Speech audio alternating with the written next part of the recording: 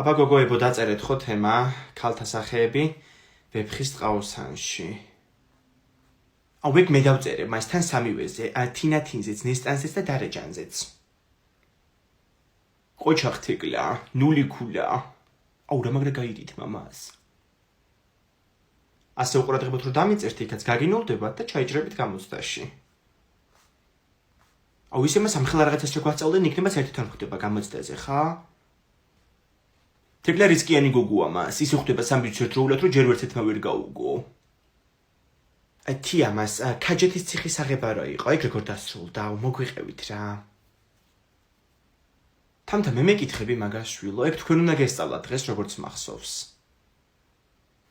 მოიცერწეთ დაასტოპეთ რა. ქაჯეთის ციხე იყო ეგეთი ადგილი? კი, და შეგნით ქაჯები ცხოვრობდნენ. შვენაირები. კარგით გოგოებო, დღეს პატარა შეჯიბრება უნდა მოვაწყოთ. ერთი წუთი. რა შევეჯიბრებით მას? ჭიდაობაში. რა შუნა შეეჯიბრო ქართულის გაყვეთილზე?